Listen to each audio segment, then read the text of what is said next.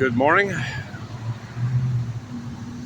This is directed towards one of my favorite subscribers, Mr. Cumerford. I want to thank you for your video. I've posted on my community pages, and I am very sorry to hear about the loss of your lady friend. And like we say in Texas, if it's fact, it ain't brag. If she was fond of you, you can say it. I've had women too fond of me, or that they sometimes become problematic. But I know what you're talking about. She looked so lovely. It's actually your description of the post-mortem examination. So it's may have been some contraction as they pull the skin back together. But anyway, that's morbid. Let's not go there. What it made me think of is our old family friend. He was actually in the first picture ever taken of me. RF Bobby Smith, who's now somewhere in his mid-80s, late 80s actually. And I remember almost a decade ago running into him. Oh, and he had, for years, he'd found a woman that just captured his heart, and he. And when I ran into them socially, I was going like, oh yeah. That woman was almost 80 at that time, and she was just and beautiful woman that looked gorgeous for sure she has been her whole life and stuff. So there are some women that are able to preserve that. I don't know how. It's just this probably comes from deep within. Yeah, Cass, I'm in agreement on the horse racing on a 115-degree Fahrenheit day. No way. My neighbor who pissed me off, he went kind of nuts in the mall. I'd called him about something regarding our local neighborhood peace, but he's really been a city boy his whole life. San Antonio, or San Anto, as we say in Spanish, is the contraction. And he was in some mall shopping around some holiday, and I was just telling him about something and he pulled like one of those SJW kind of moves or something. He goes, are you can tell he's in a mall and clearly didn't hear the tone of my voice or anything, wasn't reading me correctly. He went, are you threatening me? Which I'd never seen that side of him at all, never. And that was it. I sent him a text saying, you're in a mall, you didn't hear me right, we're done. You don't come on my property, that's the way it works. Good fences make good neighbors. I've done a lot to help and protect the safety of him and his kids and stuff when they come up there.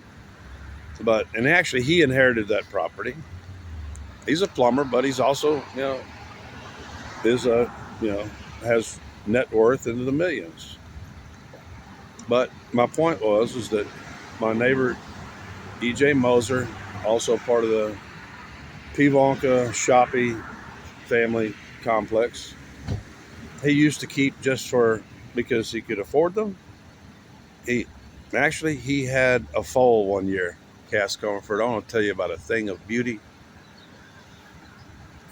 Horses are magnificent creatures. I totally agree. You cannot run them in that heat. I love watching them and betting on them at Bay Meadows. They're right there in San Mateo on the San Francisco Peninsula, where it almost never got above 75 degrees during racing season. And my neighbor, I'd never seen a horse that exact color for at least the first year or so of its life. It was the absolute color of gold. What a gorgeous. Horses are for those of you who are not, horses are super curious creatures. You know, you can just walk up to the fence line and they'll come over and go, "Hey, can I smell you? You got a carrot in your pocket, buddy?" And they're sculptors throughout history have tried to capture the incredible, you know, a horse is almost inherently, whether it's male or female, is almost a masculine object because of its incredible muscularity. And he hasn't even,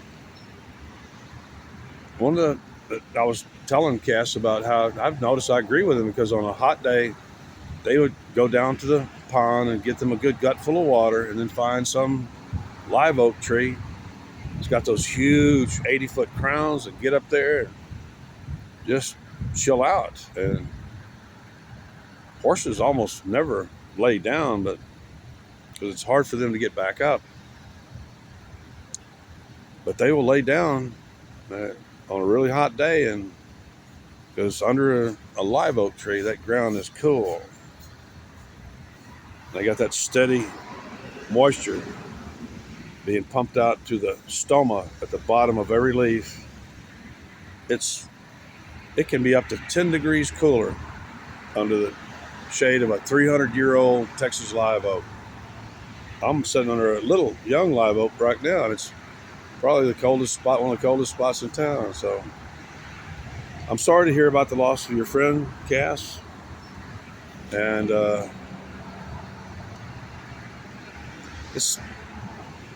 I'm at that age, or Cass is at that age where, you know, half the people we've ever known and loved are gone.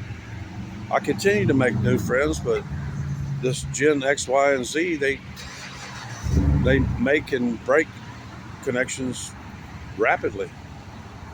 And I'm making friends here in Pflugerville. I've been here for about 5 months of developing friends that are pretty loyal and stuff like that.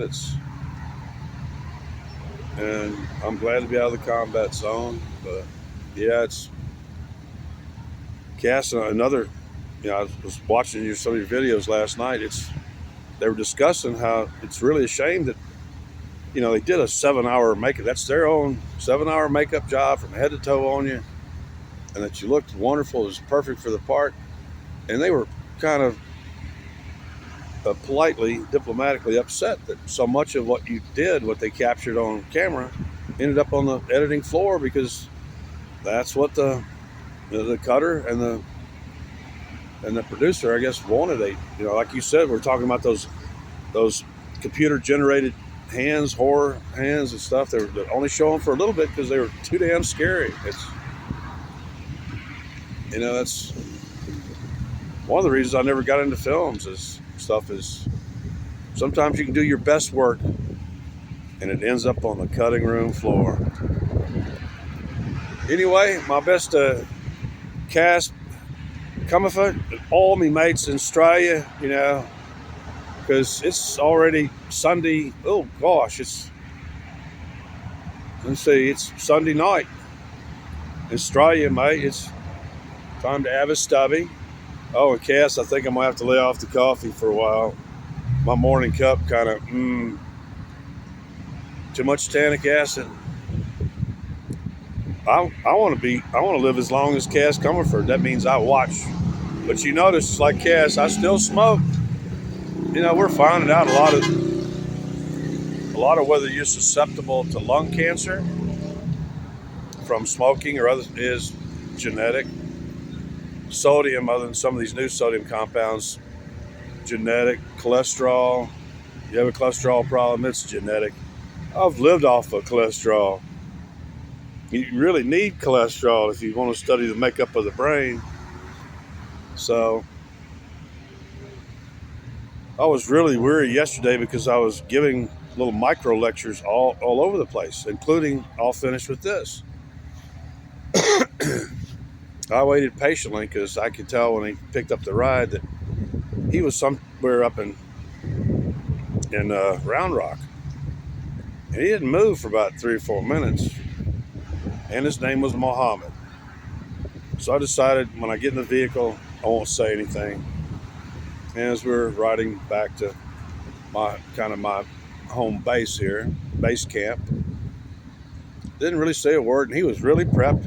He had drinks available in a armrest and a back seat and stuff, and he was.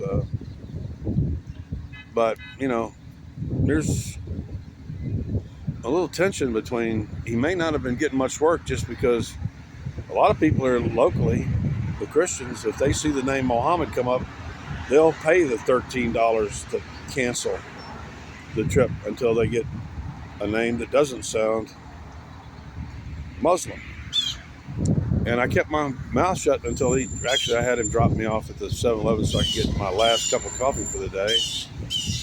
Kind of perked me up. And he could tell that of course, he picked me up. I was in a power chair.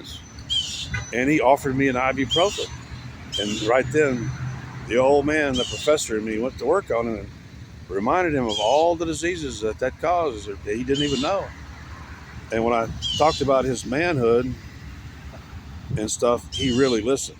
He admitted that he doesn't take them. He just had them there to offer to people. I said, don't do that. It could lead to somebody being temporarily or permanently blinded. So I was diplomatic yesterday. I just was, I was especially looking for where the cross-dressing female was camping on the other side of the creek. See, right behind me there is a creek that runs through town. It's not even sure if I know the name of it. And if you go across the bridge, which there's a sidewalk on the bridge, but there's no sidewalk to get to the side. They're not encouraging anybody to go that direction on foot. And I know she had developed a campsite. All you have to do is just kind of jump over the railing there, and you're lost. And she also developed another campsite on the other side of the road, which is heavily wooded. But she's gone now, and she's gone right after my hair trimmer went missing. Anyway, Cass, it's good to hear from you. Good to see you. Seems like you withstood the emotional blow of the loss of what was a close friend for a long time, and good on you, mate. It's not easy doing. I know firsthand. It's really difficult to lose a loved one. So many young people, they've never actually had somebody they've known their whole life or for decades. It's so hard. They really haven't gone through it yet.